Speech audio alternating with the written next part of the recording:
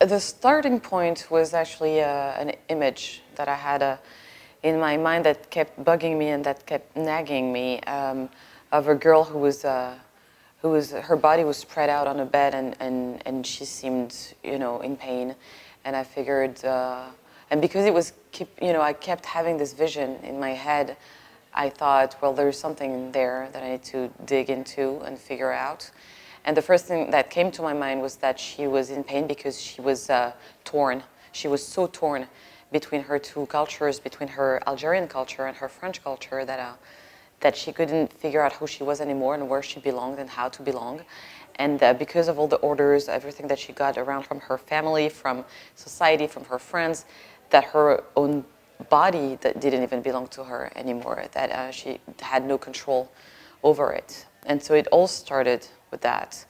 And so it was already intertwined that it was a story about a young woman's body with two cultures. And then it built into this film.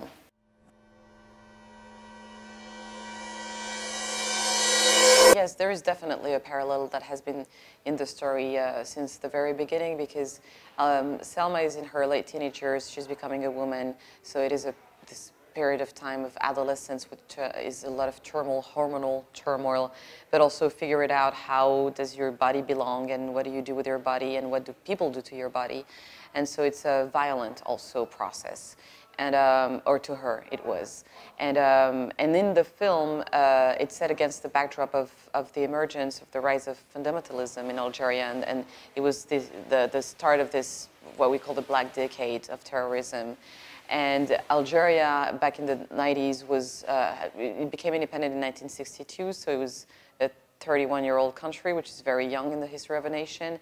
And so to me, there was this adolescence as well of a country and its people trying to figure out the identity of Algeria. And when you're trying to figure yourself out, all the strong and terrible influences around you have an impact and overcome your own process. And that's exactly what was happening with Algeria at the time with terrorism. And so there is this parallel, but it's also contradictory in the sense that Selma, even though it is a violent process, she's becoming a woman and she's becoming, or trying to become, free, whereas it was the point in time in Algeria when Algeria was diving into, you know, the dark ages. So there is this, you know, this crisscrossing of paths.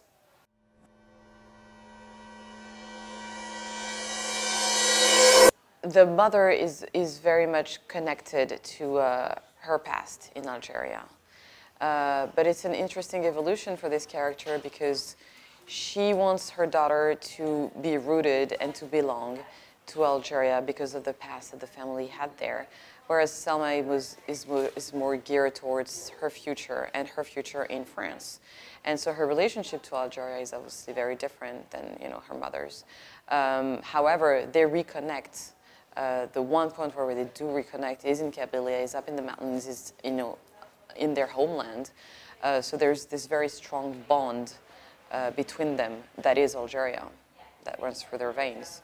The father is the opposite process. The father is all about the future of his daughter. So he's a modern parent in that way.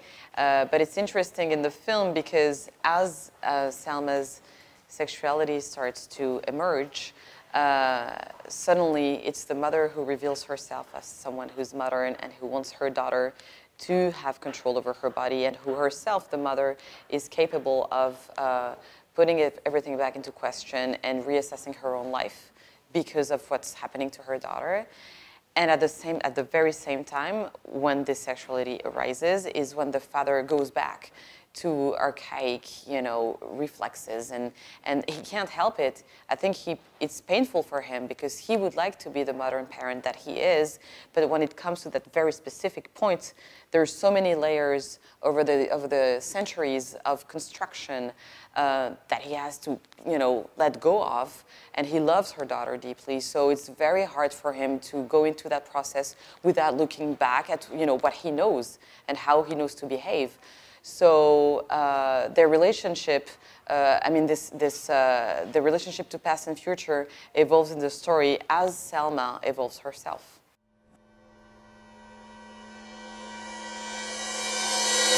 Selma is a character who's trying to belong, you know, to fit in. And so from, you know, the very beginning in the script, she was trying to make sense of her life in those three different worlds where, you know, there is the warm cocoon of her parents where she feels very protected, but also a little bit oppressed, if not very much oppressed, because she cannot come and go as she pleases, as she wants, the way that probably a boy would, you know, have the right to. And then there is this very stimulating, hyper-stimulating, actually, environment of her business school where she's excited to go, but also, you know, also a little bit in fear because she doesn't have the codes, she doesn't know how to behave. So it's colder, it's a colder environment, but saturated and stimulating. And then there is Algeria, you know, that feeds all of this for her and that feeds her, and that is her natural connection to herself and her deep-rooted sensual connection to herself, because that's what Algeria represented to me when I grew up, is where, you know, the sense of sensuality was real for me, because, you know, in my family, the way that the women dance, the way that you smell a flower, the way that you taste your food, there is something that is very stimulating in your senses. And so that's how I wanted to portray Algeria, with this beautiful light that, you know, painters of the 19th century went to Algiers just to capture this light, which is very specific, this bright, stimulating light. And so it was these three different worlds, with Selma making a connection between them. And so she's like the, you know, she's like the red, comme on dit déjà, petit chaperon rouge, red, you know, with her red hood like this. And so she's the red line, you know, she's the connection between the three worlds, trying to make sense out of it and to integrate everything.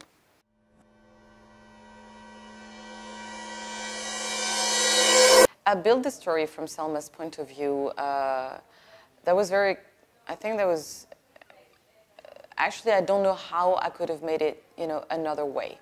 It's always been obvious to me that this was going to be a radical point of view, and it's also a way of hearing the world. It's the way that you look at the world and hearing the world is her own way. And I think it comes out of frustration, really, that when I was growing up, I never saw myself represented on the screen, or I didn't feel like I did. I mean, there was a lot of films about teenage boys, tons of films, comedies and coming of age and drama and horror flicks and everything. I mean, that had been explored, which I love, actually. But I couldn't see films about teenage girls, and especially when it came to their sexuality, the way that we actually experience it. And also, as an Algerian girl, I didn't feel represented. I mean, I feel more represented in the French soccer team than I do in film and television.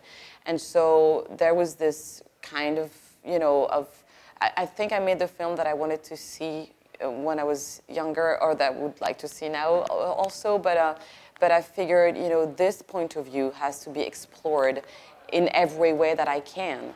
And how does this young girl see the world, you know? And then, of course, when you build a story, you try to make it as something bigger and broader. But let's just look at this girl looking at the world, trying to figure out her body, her desire. I had seen Zoe in the first film that she made a few years ago that was called Cerise, and I thought that she was, first of all, she carried the film, you know, on her shoulders already, and I thought that she was a natural and that she was very fresh and strong and at the same time vulnerable, and I could see that in her face, you know, and she seemed like a complex person with the raw energy of adolescence. And that, you know, fit with the film, and so I had her in my mind. You know, I've had her in my mind for years, and when we started casting, I sent her the script right away, and she read it and she loved it right away. So that was the end of casting, and we did some screen tests, and I thought she was perfect because she understood the script in a way that was different from myself, you know, and it resonated with her. And I loved that because I thought, you know, that she had to own it to be able to bring out everything that I needed out of this character, which is not easy. So we had to be able to build a sense of trust. And that was, you know, that was instantaneous. It happened without even trying to control it. It just happened. So it was here in front of us that we had to do it together.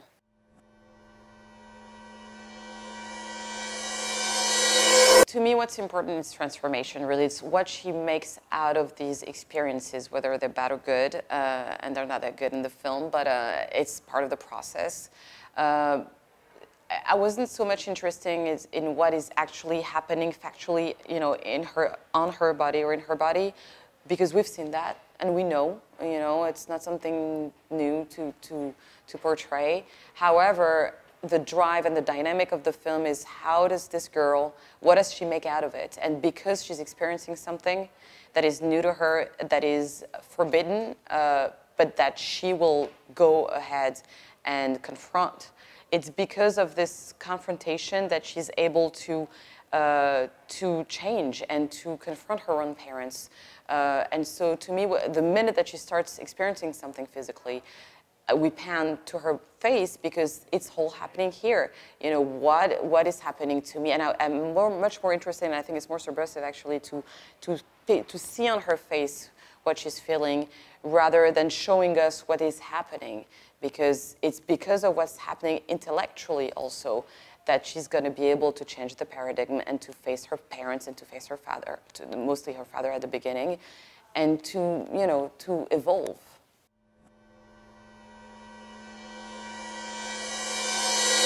You know, I love this pastry. I really, really like it.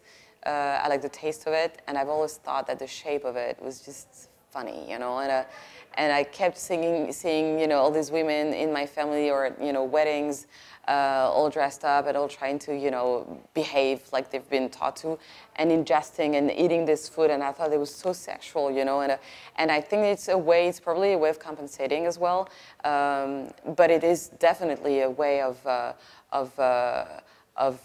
consuming, eating something that you're not allowed to. So you will see when we open the film, I mean, you see her eating, and it's cut in a way that is really like, it's not right. You can tell that there's something going on there. You know, she's not eating normally, and so she's definitely compensating for something. And so the title is about how do you make peace with that desire, and you only make peace with it when you can finally control it yourself. And so it's the whole process. It was a symbolic, you know, for the whole process of the film.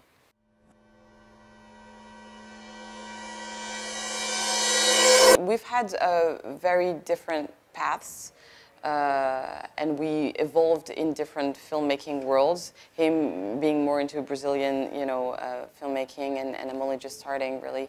But so he's an inspiration, and I think we're both also an inspiration for each other because we read each other projects a lot.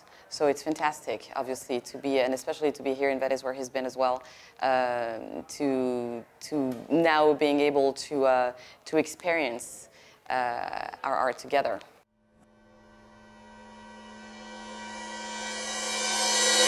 It feels fantastic, and especially here in Venice, being, you know, the first ever, you know, film festival in the world. That it continues, that it keeps going, that we're here and that we're resisting. I think pandemics like this, you know, they happen over the history of time, and we will face it. I mean, it happens, what, every 100 years or so? So we've been lucky so far to not have one. And it's exactly by these little acts of resistance here, by you know, having this physical festival, that little by little, we will, you know, we will tackle and we will face. So I'm hopeful for the future, and I'm very happy to be here and to be able to show it to the public here and to, you know, humanly interact with people, because that's what it is, you know, about filmmaking. It's about human interactions. So we're lucky.